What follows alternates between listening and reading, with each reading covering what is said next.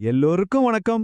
இன்னைக்கு ஏப்ரல் 26, 2026 கிரகங்களோட நிலைமைப்படி உங்க ராசிக்கு என்னென்ன நடக்க போகுது, என்ன பலன்கள் காத்துக்கிட்டு இருக்குன்னு ஒரு முழுசா பாத்திரலாம் வாங்க. சரி, வாங்க நேரா விஷயத்துக்கு வருவோம். இன்னைக்கு, அதாவது ஏப்ரல் 26, 2026 உங்க ராசிக்கு என்ன காத்திருக்கு? ஒரு சூப்பரான நாளா, இல்ல கொஞ்சம் சவால்கள் இருக்குமா, இல்ல ரெண்டும் கலந்த ஒரு நாளா அமையப் போகுதா? வாங்க ஒன்னு ஒன்னா பார்க்கலாம். இன்னைக்கு கிரக நிலைகளை பார்த்தா ஒரு மிக்ஸ்டு பேக் மாதிரி தான் இருக்கு. அதாவது சில ராசிக்கு ரொம்பவே சாதகமா இருக்கு. ஆனா இன்னும் சில ராசிக்காரங்க கொஞ்சம் எச்சரிக்கையா இருக்க வேண்டிய நாள். உங்க ராசி இதுல எந்த கேட்டகரியில வருதுன்னு பாத்திரலாமா? சரி, ஒவ்வொரு ராசிக்கும் தனித்தனியா பலன் பார்க்கறதுக்கு முன்னாடி இன்னைக்கான பொதுவான பஞ்சாங்கம் என்ன சொல்லுதுன்னு தெரிஞ்சுக்கலாம். இதுதான் சொல்லப்போனா இன்னைக்கு நாளோட ஒரு ப்ளூ பிரிண்ட் மாதிரி. இப்ப நீங்க பாக்குறது ரொம்ப முக்கியமான ஒரு விஷயம். இன்னைக்கு நாளோட நல்ல நேரம், அப்புறம் நாம தவிர்க்க வேண்டிய நேரங்கள். ராகு காலம் பாத்தீங்கன்னா சாயங்காலம் 4:30 இருந்து 6 மணி வரைக்கும், யமகண்டம் மதியம் 12 இருந்து 1:30, குளிகை பிற்பகல் 3 இருந்து 4:30.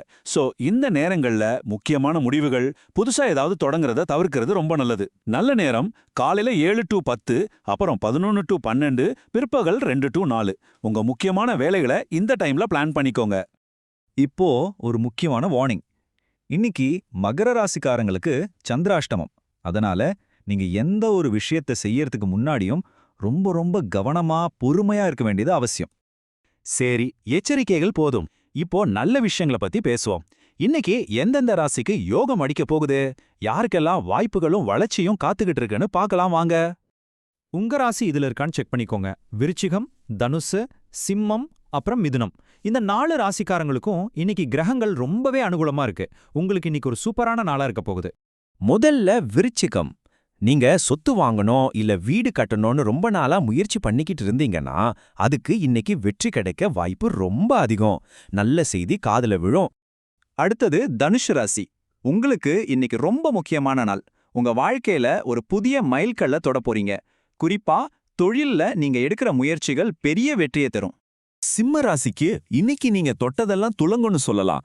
எடுத்த காரியத்துல வெற்றி நிச்சயம். உங்க பேச்சுல ஒரு தெளிவும் செயல்ல ஒரு தைரியமும் இன்னைக்கு பளிச்சுன்னு தெரியும்.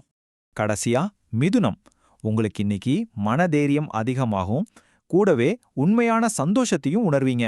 வீட்ல இருந்த சின்ன சின்ன குழப்பங்கள்லாம் நீங்கி ஒரு ஜாலியான நாளா இருக்கும். சரி, அதிர்ஷ்ட ராசிகளை பார்த்தாச்சு. இப்போ கொஞ்சம் கவனமா இருக்க வேண்டிய ராசிகள் எதுன்னு பார்க்கலாம். அவங்க இன்னைக்கு வரக்கூடிய சவால்களை எப்படி சமாளிக்கணும்னு தெரிஞ்சுக்கலாம். மகரம், கன்னி, அப்புறம் மீனம். இந்த 3 ராசிக்காரங்களுக்கும் இன்னைக்கு சில சவால்கள் வரலாம். ஆனா பயப்பட தேவையில்லை.